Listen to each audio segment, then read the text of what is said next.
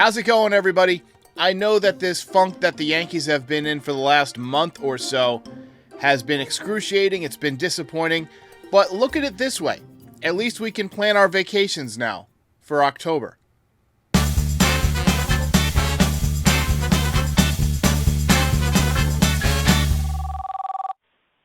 Hey, Derek, it's Elliot calling. At what point do we consider trading Juan Soto? Like, what does the Yankees' record have to be for you to even consider that? For me, their record could be 0-162. I wouldn't trade him because I want to re-sign him next year. But what do you think? You're the expert. The Yankees are the only team that I can remember in recent memory to trade somebody away at the deadline and then re-sign them that winter. They did it with Aroldis Chapman back in 2016. Chapman won a World Series, and then they re-signed him. Yankees got Gleyber Torres in that deal. I'm with you, though. I wouldn't trade Juan Soto, even if the Yankees lost every game between now and the trade deadline, because I want to re-sign him. But the one caveat is, if he asks to be traded, or if he says to management, trade me and then sign me this winter, get what you can to improve the roster around me and Judge next season, then yeah, I think you make that deal. But I don't think that he would say that. I think he wants to play it out with New York, and I think the Yankees will keep him at the deadline under any circumstances. Alex Cora, in his time as a Red Sox manager, he has made a mockery out of Aaron Boone. He just made him look silly. Is there any possibility that we get Alex Cora next year as a manager? I'm really fucking sick and tired of Aaron Boone. You know what's interesting is I've seen multiple big-time baseball reporters, including Ken Rosenthal, who breaks a lot of these stories and predicts a lot of these stories, say that the Yankees will target Alex Cora as a free agent this winter. The Dodgers also have Dave Roberts, and they are supposedly going to be interested in Alex Cora. Alex Cora knows that he's a good manager, right? And Boston is not spending the way they used to. You pair up a top manager like Alex Cora with a really good roster, and it would be a lot of fun. The problem, though, is where do you get the good roster? Because the Yankees have Brian Cashman as a GM still.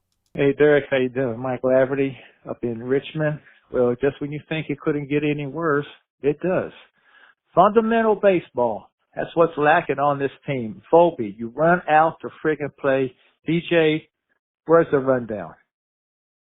I don't even want to talk about Clay Holmes. Okay? I'm done with him.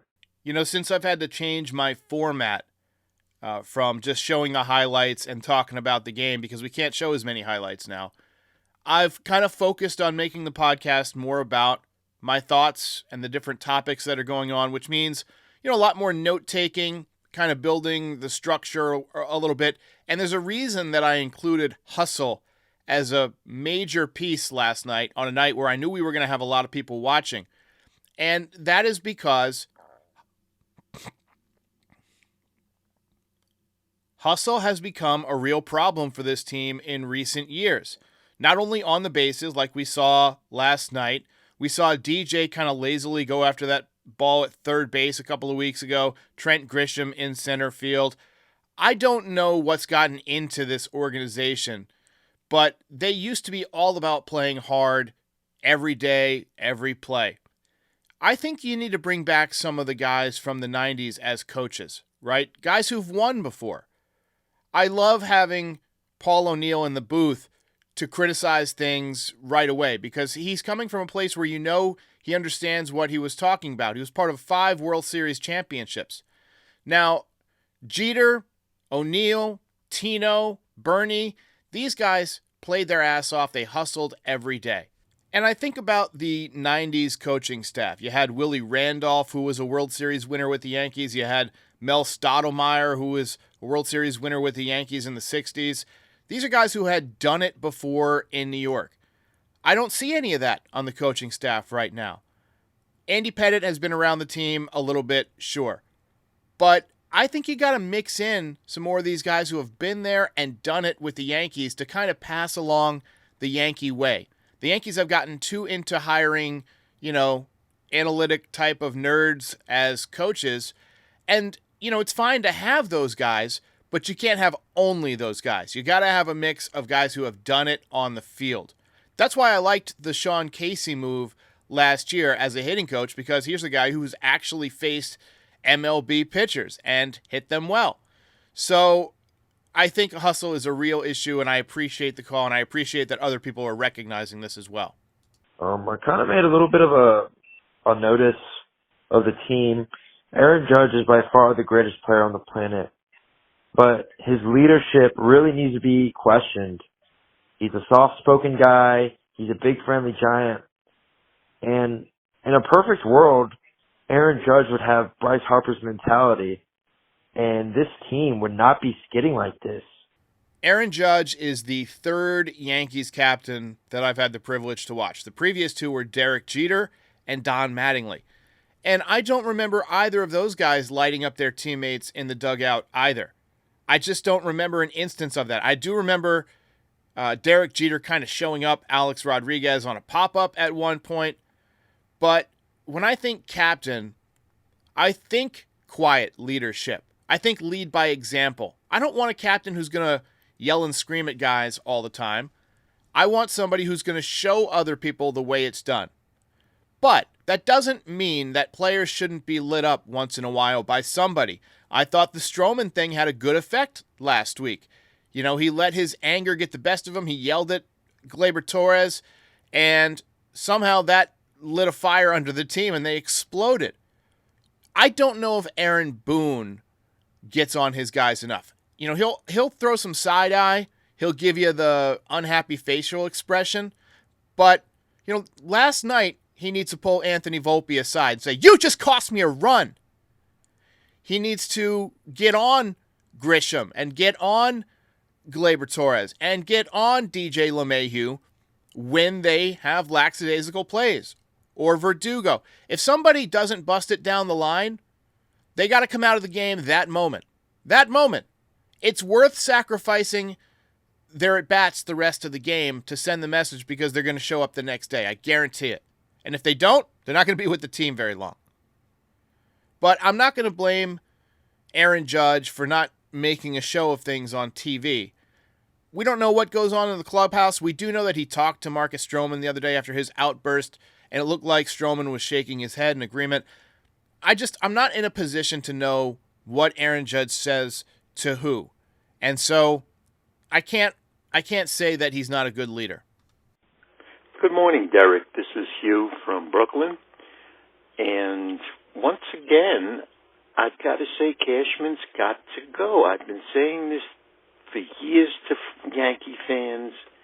For some reason, the media protects Cashman. Apparently, they're afraid they're going to be cut off from the goodies. But he's got to go. And as long as he remains, as long as Boone remains, we're doomed.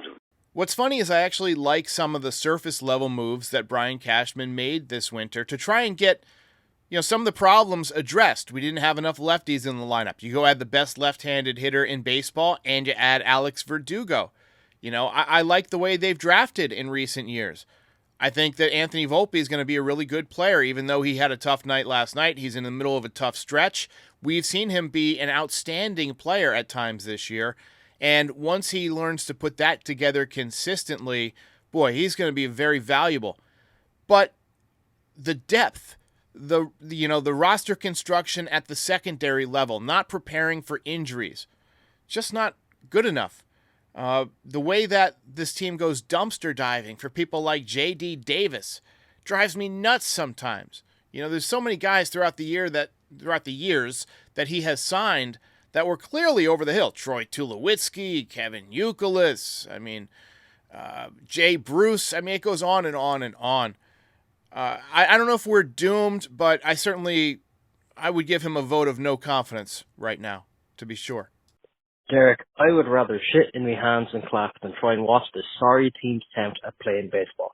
I left a voicemail at the start of the season saying I like the team's offensive approach. I must have been on drugs. This entire team is made up of bums. We have 9 players with an OPS plus below 100. That is the entire team. An entire lineup of bums playing this fucking game. The Chicago White Sox, who are 90 games into the season, have not passed 30 wins. have more players with an OPS plus above 100, which is league average, than we do. That is the level of offensive production that we are getting from this team. It is pathetic. First of all, that's an all-time call. That's an all-time call. I love your accent. Shit in your hands and clap. I've never heard that expression before, but it's going in my lexicon. Second of all, that's an unbelievable stat. I didn't realize that. And it also makes me wonder, like, what's the correlation? Like, how valuable can OPS be if the White Sox, who are awful, have all these players with an above-average league OPS, and the Yankees, who are 18 games over 500, have so few? It really comes down to pitching, honestly. And the Yankees' pitching was great early on in the season. It has been horrible for about a month. I think we need some arms. And, Clay Holmes, I think it's obvious he is not a closer. This whole streak began when he blew that game to the Royals. And it's about time that we make an adjustment in that area as well. Hey, this is Ted from the East Side.